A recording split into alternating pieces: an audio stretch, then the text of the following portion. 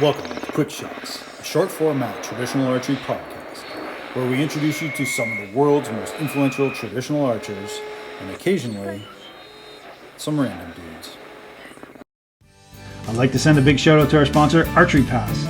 For all your trad archery products, Archery Pass, making archery's past part of your future. ArcheryPass.com.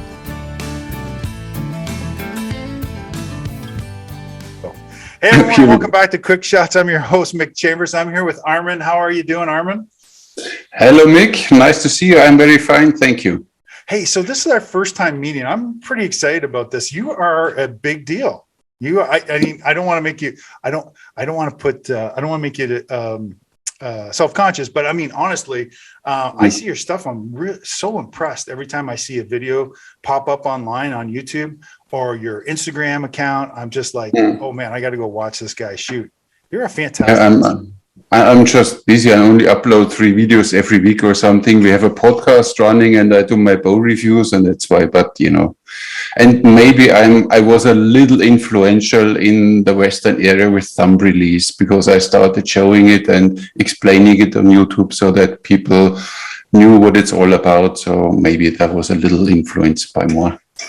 No, it's like, I mean, you have like, we had Joel Turner on the show. He uses a thumb release. There's a lot of people that are shooting Asiatic bows. Mm-hmm. We had a lady who was on that was on this show too, that actually just won a national, almost like a national tournament, shooting with no shelf, type bow, right? But you seem to understand that aspect of archery and traditional archery better than anyone else that's on the internet right now, in my opinion, anyway. It's I simply, or let's say, I'm not too narrow or too specific, because this traditional archery, Asiatic archery, is really a very wide field. The Turkish have their style to shoot, the Chinese shoot slightly different, Korean, Japanese, and I'm simply a wide arrangement of styles and techniques. I'm not too narrow-minded. There are some really good people, but they only follow one specific guideline, and for them that's all. And I'm more like the whatever in every street, in every. You're doing fantastic. Hey, why don't we back up then and just kind of go over can I get your origin story? Like, how did you start in shooting? Mm-hmm. Yeah, like give us the beginning. Okay, I was 15 or 16. I don't remember exactly. I'm quite in an age, I don't have to remember anymore. And the junior boss of this architectural company, he had a Jeep, and it was summertime, and he said, "Come on, let's go for a ride." And we drove around, and then he said he needs to go home. And I waited in his garden, and there I saw a target. I said, "Hey, what's this target for?" He said, "Oh, that's for archery." And then he simply went back and he gave me one of these ones, a Fred Bear, one of the first compounds, now total vintage, a brown bear, a few aluminum arrows, and here, have fun. And then this is where I started to shoot like crap. And this started, but then the virus was planted, and then, I got in an age, I got married, and never forgot about archery, but I didn't really shoot after I was almost divorced. And then I started heavily again. And shortly after I started then giving courses, happened all by accident, not planned. But that's okay. So how did you, all right, we skipped a bit. We skipped a bunch. But it is, so one piece in there that was really interesting is like you started doing a little bit more during or after your divorce, which I think that's important too, because I find that archery is therapeutic to me. It helps you deal and cope with certain aspects of your life. And you don't even have to be great at archery. And I keep explaining to people, I keep having to explain to people that you don't have to win tournaments to be an archer. Exactly. Yeah. I have many of my YouTube followers are backyard archers. They simply have a target or a few targets in their garden, and they shoot 10 meters, and they have so much fun, or they run around and jump around and stuff like this. So it's not always about competition. And I personally don't like competitions. For me, archery is always a challenge for myself. And you see directly when you stand there and shoot for yourself. You shoot like crap, something is bothering you, and then you simply, okay, clear it out, and then all of a sudden it works again. So this, for me, my own therapeutic thing is. Yeah, we have a saying. So I'm a martial artist, and I've mentioned this on a few different podcasts. The top instructor for my style of martial arts used to say "musakatsu agatsu," which is a Japanese phrase, which means that you have to beat yourself, basically, right? Yeah. So it's just all about you. So anyway, but that aside, I mean, you're a super smooth archer, and you shoot a dozen different types of bows, and it just looks really effortlessly when you do it. How did you get to that point? Yeah, simply by doing it. So this is, first of all, you need to be interested, and then you have kind of the passion for it, and then simply it simply grew with me. So this Asiatic archery, I saw it, I don't know, 20 years ago. I saw a video of a guy who lived in China who introduced Chinese archery, and I was like, wait, what? Thumb release and what the heck? And I went out in the garden and tried this, and I was like newborn, and then I was completely addicted and did most probably everything wrong. In that time, there was not so much information out. Now you can buy books and see YouTube videos and whatever. And what helped me is I have a Tai Chi background, so my structure, my posture, so shoulders and stuff, that was for me always clear. And then I felt these motions you have there with the thumb release, it's completely different than three fingers. Felt way more natural for me, way more like for my martial arts in this way. And then you start shooting different bows, you get different bows, and then the companies figured out, wait a second, he does their YouTube reviews, we send him a bow, or we ask him to send him a bow, and then you start simply different bows. But the problem is I'm not really a very good archer, because I always shoot every week 2-3 different bows, different arrows, but I can take any bow and can shoot decent with it. But I'm not the best archer. I have some, or in my range, I don't have it now anymore, multi-archery. I have a few that shoot way better than me, because I shoot only one bow since years and one type of arrows, and then you get way better with it. But I always, it's like it is. And honestly, I bet you have zero regrets. No, of course not. Yeah, I mean, I don't have this, I don't need to be the best. And that's why competitions, they don't show, or they only show on this day your performance, but it's not always the same. So one day you might be the first, and the next day you'd be the fifth or whatever. So that's why for me, competitions doesn't matter. For me, it's the fun of shooting this, to experience these different bows, from a short Turkish bow to the long Manchu bow, and recently, my newest oh my gosh, that's not even. But a left-hand version that I can shoot some release with it, obviously. And this is fun for me to have simply experienced all these different kinds of bows. Just so where are you doing all this, and what is your background? What's your nationality? I'm German, born in Bavaria, but I live since 9 years in Malta, this very small island south of Italy in the Mediterranean Sea. And I had there my archery range 9 years. I just gave it up because I'm about to move. And there I do my bow reviews and everything. Yeah, no, I've watched several dozen of your videos. I mean, so, and just getting and trying to learn a little bit more.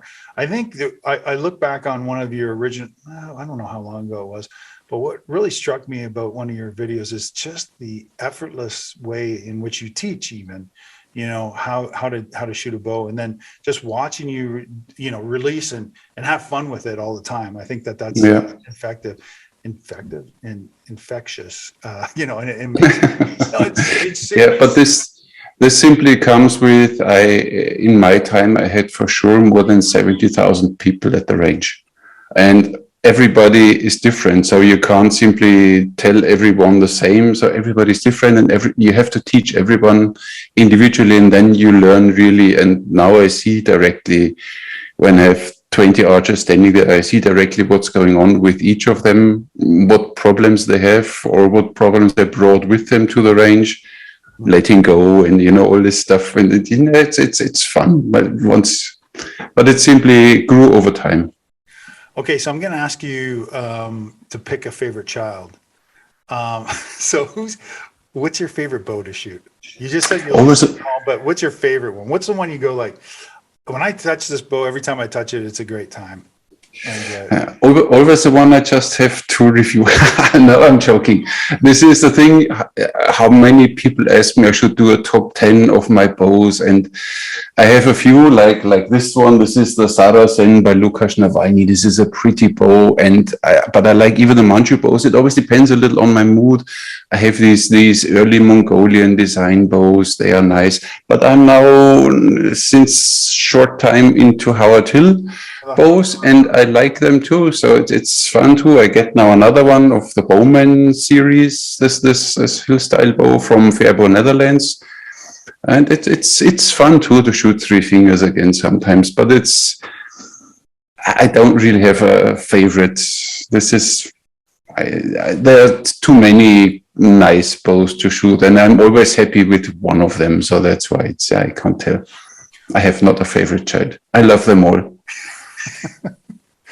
Oh, I tried to nail you down on that one, but I guess you're gonna just say, yeah, everything's great. Everything. I got some bows too, but I there's always one that I just go, I want to take this one out. Or if someone calls me up and, hey, I'm going out to do 3D shoot, come out with me and let's walk the course. And I always have to select, like, which one am I going to pick? What am I going to pick? And then I guess you're exactly right. It's always about what mood I'm in. Yeah. I think I choose my bow by the mood that I'm in.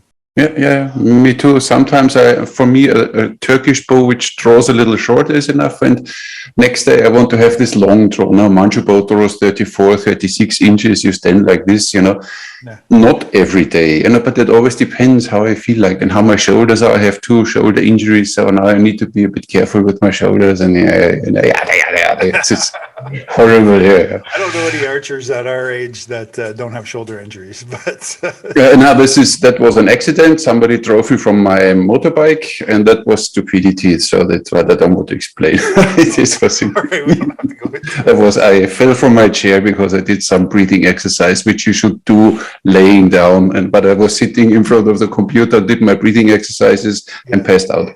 And fell down and broke something there. And since I can't, it's at least heavy poundages. So when I shoot a 50-pound bow for a while, then it cracks here and then nothing works anymore. So I should stop shooting for a few months.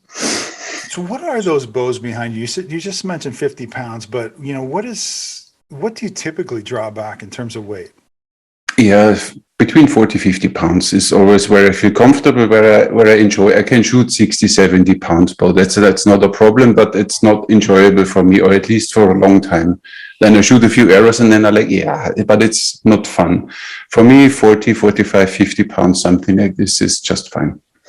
I want to talk about that too a little bit. There's a big movement in your homeland in Germany, in the German area, to be shooting like 110, 120 pound bows. Yeah, I know. There's a super famous guy out there, and I don't know, he's an internet YouTube guy too, but he's shooting like 110 pound recurve bows. It's crazy. It's crazy. Yeah. It's like go ahead.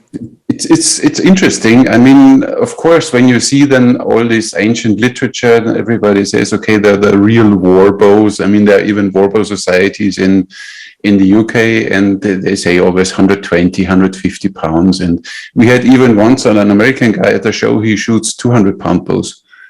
He's such a beast of a guy. I mean, he has arms like my upper body. So he shoots a 200-pound bow, but he was even in military. They use these bows, and he said, whatever you hit, it doesn't matter if you hit the center, it's dead. So it's because, but of course, you shoot then a broomstick and not an arrow anymore. So yeah, it's interesting. It's not for me anymore. So I don't build up. Of course, you can always build up your muscles and work for it, and there are special technique training and whatever you can do. But it's not for me anymore.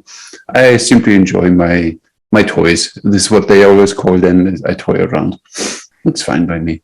Yeah, no, and I hear you. And I even I coach people, or I tell people, go low poundage right off the get-go, and then if you want to build up to whatever you want. But as far as traditional shooting, even when I'm hunting, I keep it to around 45 pounds, 46 pounds.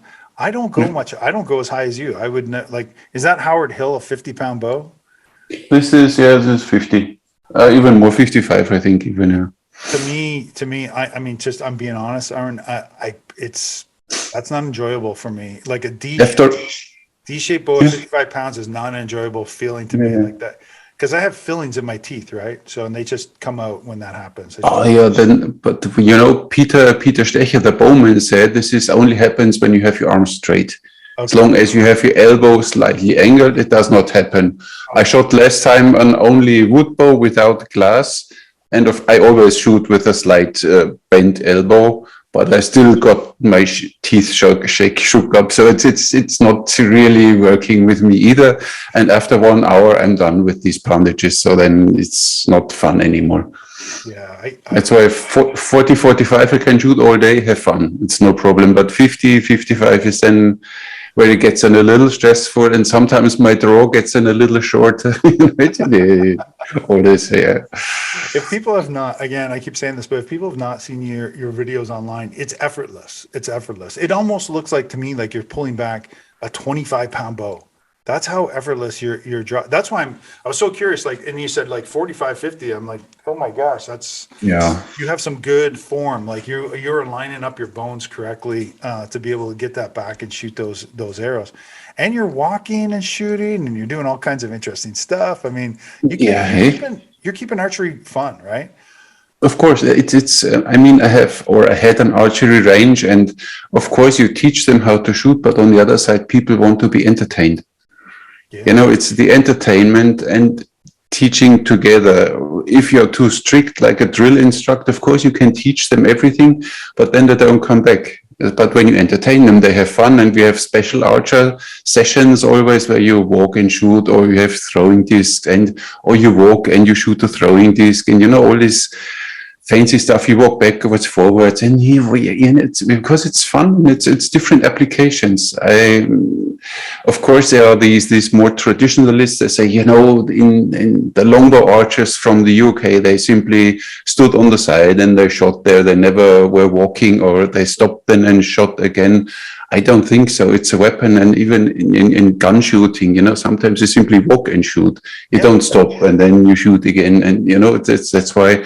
For me, it's application, and like the speed shooting, which is now growing everywhere, this fast shooting, that you can shoot whatever 3 arrows in under whatever seconds. Yeah. It's another application. Is it, or was it used in historical times? Most probably almost never, but it's a skill set. When you have it, you have it. Yeah. When you don't need it, it's good, but just in case you need it, you have it. And that's why I like to train these things. So are you in the Lars camp? Or are you like, how there's some people watching the show probably don't know who that is, but if you look at speed shooting, Lars is the big name on YouTube for doing that. He takes a lot of flack, right? So what do you feel about that guy? I know him since I don't know how many years, when he started with shooting 3 arrows at a distance of 80 meters. And then I gave him then the book, The Saracen Archery, because I had a PDF and we were in contact. And I said, listen, show us, turn the camera around. We want to see how, I'm still not there with how I rotate my hands. And he still had the arrow on the inside of the bow when he did his first fast shooting things. He is capable of doing these things, but he doesn't do anything else. So he doesn't practice anything else, and he practices a lot. Mm-hmm. So he is capable of doing these things. Of course, when he shows it, maybe not every shot is like this, So maybe he takes 2 or 3 shots, and then he managed to hit this incoming arrow or whatever have you, and he's fast. But of course, maybe not completely full draw, and maybe not more than 50 pounds. But he will do now a new video where he shoots a heavy poundage bow, because he's always so many critics, and then he's always explains himself or tries to redo things. I would say, no, I did it and fine. And as long as you get criticized, you do something right. I know. As Bruce Lee said, you do something right, because on football, the only fault are the one who has the ball. Yeah. So that's why it's fine. I mean, that is so true. You have to have a little bit of thick skin when you're on YouTube or any social media platform. It's just, Yeah, it's right? hilarious. I mean, even nowadays, even in times of YouTube now, I do a video, shoot a Turkish bow, the arrow on the outside, and you get a comment, yeah, what instructor are you? You have the arrow on the wrong side. I said, yeah, yeah. Most probably you never watched any other video of mine, and you have maybe no idea of Asiatic shooting. Yeah, but yeah, you get, of course, it's a constant thing. And in the beginning, I was always, okay, let's start right typing. And now I simply, yeah, well, if you think so, fine by me. I don't discuss with people anymore. It's useless. Oh my gosh, that's funny. That's funny. It's funny talking to other creators because you just get, so far I've been pretty lucky. I'm not like, I don't have massive followers like you guys do, but you get every so often you'll get that one little thing like, this is from China. I don't want to see anything from China. Like you get, okay, it's fine. I mean, I'm Canadian, so why don't you buy American made? I'm Canadian. I don't. Yeah. Aces, yeah. But it's all good. It's all good. People are engaging and people want to talk about it and keep, you keep interest in archery. And I think you do a fantastic job of getting people interested. So I appreciate Thank you. Anyone that does a single string archery and it does it as well as you, I can't have any more respect for anyone like that. That's why I'm kind of like for Lars, he's doing his thing, right? And he's successful. And then you get critics. I'm like, dude, he's successful because he's entertaining and he puts together. Yeah. The thing is, in the beginning, maybe because his English was not so good, but of course, the first videos he did, then even with the back quiver, and it came along that everybody who is using a back quiver is an idiot. That offended all the longbow archers out there, and that's why they think he's now an idiot, because he said we are an idiot. And this is simply, I invited him 2-3 times to our podcast I have with Peter Stecher. He is this hill style longbow archer, the bowman. Yep. And but he says my English is not good enough for a podcast like this. So then I would have said, here, Peter, Lars, and now talk to each other. What is now with your back quiver and what have you? But yeah, the thing is, he shows off, but he does not explain how he's doing it. Yeah. And this is, I think, the part missing. He should simply show, okay, look, this is the setup, what I'm doing. And then how I do it and whatever, and what did I have to do to get there. He's simply always showing off what he can do, and he can do it, obviously. But I mean, there are other Sean from America who does all these trick shots and shooting stuff. Yeah, trick shot guy. He does this too. And he said, we had him in the show. He said, I tried 20 times, and when it doesn't work, I need to change something in my setup. And he does. That's exactly right. I mean, I think this guy gets maybe he gets more critics, especially in English, than he needs to get. Anyway, this show's not about him; it's about you and how much you're doing. So I wanted to get your opinion on it because I think that's pretty interesting. And again, he's shooting Asiatic style bow with thumb release, which I think is pretty neat. And I've never done it before. If I wanted to get into it, what would you recommend? How could I get into that style of bow? Get one bow without shelf that you can shoot from the other side, a very low poundage, 25 pounds something. Yeah. We always use the snake bows, from Alcrolon, this plastic, or from PSE, these snake bows with the 2 arrow shelves. Yeah. Because they are 25 pounds or something, and they're just nice. And then get some bit longer arrows, and then simply start arrow on the other side. I did a video, I don't explain now my whole video. Watch my video. Watch my video. Or invite me, then I come over and give a course. It's no problem. But it's not rocket science. You simply have the arrow on the other side. You draw with your thumb. You hold with the index finger the arrow in place, and you simply draw a little and let go and see what happens. Of course, you need to change your whole target picture, because you don't have the arrow on the left side, it's on the right side. But you get short distance, and then you get there instantly. Really? So it's not a big thing. It seems pretty interesting. It's almost like a release. You use it. Yeah, kind of. Yeah, you depends where you lock. When there are even in Arab archery, there are whatever kind of 300,000 different ways you can hold your fingers. I simply hold these 3 clenched together. The thumb rests on my middle finger, the index finger. Either when I shoot a manju bow, then it's only like this, or I simply hook a little here. But there are different ways. You can have double hook, and it's so many things. And it's so fantastic to test all this. Or you shoot Slavic, it's like Mediterranean.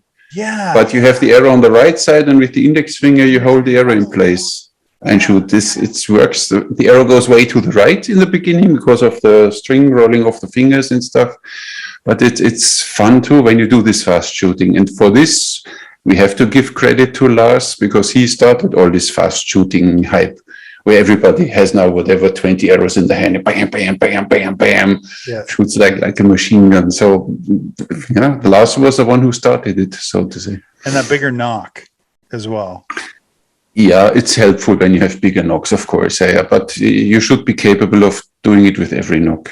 Mm-hmm. And speaking of which, even knockless arrows, like the Native Americans, they with knockless arrows shooting, that's fantastic. I've never heard of that. I never knew. Is there?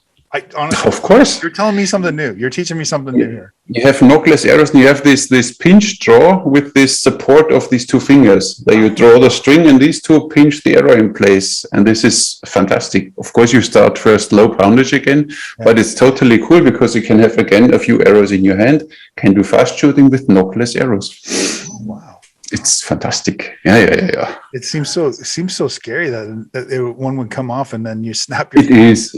In the beginning it is, but once you get used to it, it's total fun. And for me, it's always, experimenting, just trying things. It's fun. Yeah, I'm just amazed. How long did you say you've been doing this? How long have you been doing archery? Long. I mean, I started when I was 15, and then with 22 or something, I got married. So I shot there 7 years, and then I got divorced when I was 40, and I'm 56 or 7. So in total, 20 years, 25 years. You're a wealth of knowledge, man. I just cannot believe how much information you have on archery in general, and how much content you've been putting out too. But it started when I started teaching. It started, and this is always, as you know, when you teach to learn, and you learn while you teach, and then of course the more people you have to teach, and it's simply it goes on and on. Yeah, that's a super point. And I think that's why so many people in our community, in the single string archery community, are so willing to give information. Sometimes too much, sometimes you don't want it. But sometimes they're like, sometimes people come up to you on the range and say, hey, have you tried this? Have you tried that? Or you ask them, hey, can I get some help? And they're like, yeah, absolutely. Because I think mentally the way our brains work, humans' brains work, is that while I'm teaching, I'm kind of reinforcing those things that I already thought, right? Of course. Yeah, and I think that's just a Tai Chi way, any martial art way. It's always important to get out and teach. Hey, what about? Sorry, Lars, go ahead. You were going to say? No, I wanted to agree with you, Ines. Armin, Lars. Now you got me talking about that guy. So I wanted to get from you, though, honestly, I wanted to get one piece of advice that you typically give a new archer. What would you say to a new archer getting into the sport? What would be one piece of advice that would make them pretty good or help them out? Repetition. Repetition is key to success in every art and every martial art. And it's simply, first, get your form right, get the body structure right. That's why don't look for long distance shots, stand close to a target or whatever you have, and practice your form, that you get your shoulders right. And the best is always you have someone telling you, because I have some students that come once, twice, and then they buy equipment and then they leave. And then they come after half a year and then you see them standing with crunched. It's because nobody, in the beginning, it's crucial that you have someone who always tells you, listen, look, keep your shoulder down, keep your whatever technique you shoot, that you correct them until they get this in their muscle memory. And for this, you need repetition, but not once a week for 2-3 hours, every day a little bit. So if you have the chance at home somewhere, have a small target in your backyard, in your basement, go down every day, shoot a few arrows every day, that you get this feeling repetitive, and not only once a week or once or 2 weeks. And then you see instant success coming. Would you, that's great advice, by the way, that repetition and just keep doing it and making sure that you go, I would say, go back to that coach, right? And just make sure, you have someone watching you. You don't look terrible. Would you say that your smoothness, or would you say that it would help out a new archer if they were, say, for example, taking Tai Chi? Would that help to relax your body, to get into the proper muscle, understanding and know your muscles? I think every martial art is beneficial. I mean, I see it always at the range. When you have a martial artist, it's easy. You simply tell him. I had last time Ali Brown. He has this Tiger Mountain Center in Texas. And, he's a trained martial artist and instructor. And when I tell him, listen, left shoulder, he directly knows what I'm talking about. Yep. When you talk to a normal person, your left hand, which one is my left hand? With him, he directly knew. I said, okay, spine, whatever, the fine adjustments, he instantly knows. So with the martial art, every martial art works for this. Maybe not the tough one, straightforward ones like karate, more the internal martial arts. But everything which gives body awareness, even ballet dancers or gymnastics, they have more understanding of their body. When you tell them something, they can directly relate to it. So it's for them easier. So every body involved sport is helping. But martial arts is specific because you learn a bit more about your structure, what is important. Yeah. As an instructor, as an Aikido instructor, when I see someone come in and I can do that, like it's usually a young lady, and I can say, hey, put your right foot forward and then put your, stand in this stance. And at the end of class, I always go up to the parents and she took dancing.